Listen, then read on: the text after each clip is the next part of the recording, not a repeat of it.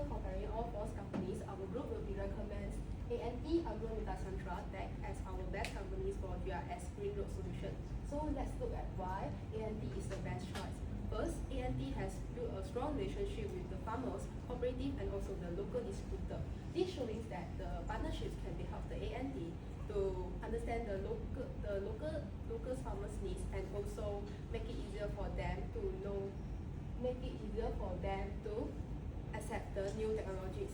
So furthermore, the ANT business also align with the Indonesian's 2025 to 2029 National Development Plan, which can creating a supportive environment for a future's growth. And then, as a result, the GIS can be enter the Indonesia's market more easily with a support of the ANT's existing network. So this will help to reduce the market entry risk and also allow the GIS to expand its farmers network without building a new relationship from the beginning. So moving to the second strength, which is the digital agriculture expert. So ANT has offered an integrated smart farming platform with a crop monitoring, weather forecasting, farm analytics, and a digital marketplace access. So by bringing this system into one platform, the farmers can make a better decisions to improve their farming result. As we can see that an integrated digital farming system has been helped 937 of the smallholders farmers in the Philippines, Cambodia, and Vietnam to adapt a new technologies more easily. By the way, another study also found that the digital farming can be helps the farmers in the Indonesia's Java and Bali to maintain the productions while adopting a more sustainable farming practice. Therefore, these findings provide evidence that a platform like ANTs can be benefit the Indonesia's agriculture sector. Overall, ANT provide a GIS with a strong foundations for successful expansions and also a long-term growth in the South Asia. Now I will pass to Alvin. So this is about the counter argument and also the rebuttal. So the first counter argument is the low profitability.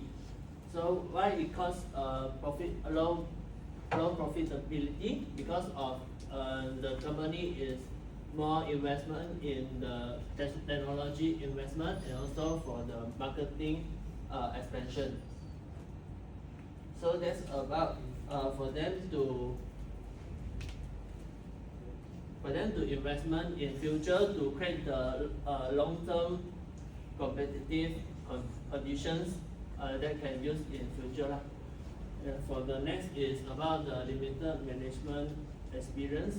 GIS can provide management expertise and also for post-acquisition integration can strengthen operations. So this is about the acquisitions strongly enhance organizational capabilities and lower the human cost risk, and also it can help to improve the overall performance and growth potential of the company. So by transferring managerial expertise and knowledge from acquisition firms to acquired companies. Okay, this is about the citations. So acquisitions provide speedy entry into foreign markets that can allow the gaining of well-established brands, marketing skills, and distribution networks overseas. This is cited from Buckley in 2017. And also here's my small conclusion.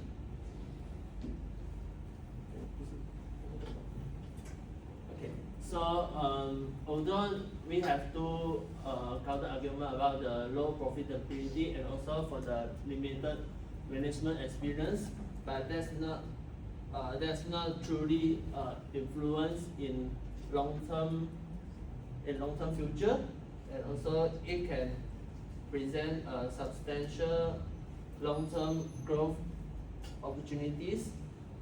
As a result, even though there are temporary managerial and financial difficulties. They are also controllable factors and do not overweight the company's significant growth potential and strategic value to GRS. So I will pass to the. Thank you, Alvin. So as a conclusion, Southeast Asia provides the strong opportunities for agri-technology growth, but GRS still face some challenges such as limited local farmer networks and insufficient understanding of local farming conditions. After evaluating 4 companies, we found that Agro Nusantara Tech is the best acquisition target. The reason is because the company has strong relationship with local agriculture partners and the smallholder farmers, which can help GIS to strengthen the local presence, and its digital farming solutions can complement GIS existing technology. Even the company have lower profitability and limited international management experience, but the GIS can provide financial resources, technology, and management support needed for future growth. So overall, acquiring Agro Nusantara Tech can best support GRS long-term expansion strategy in Southeast Asia. Next, this is our reference. That's all our presentation. Thank you. Do you guys have any questions? Why choose Agro Nusantara Tech instead of vertical earth farm? Because even the vertical earth farm has strong financial performance, but they mainly focus on premium urban customer rather than smallholder farmer.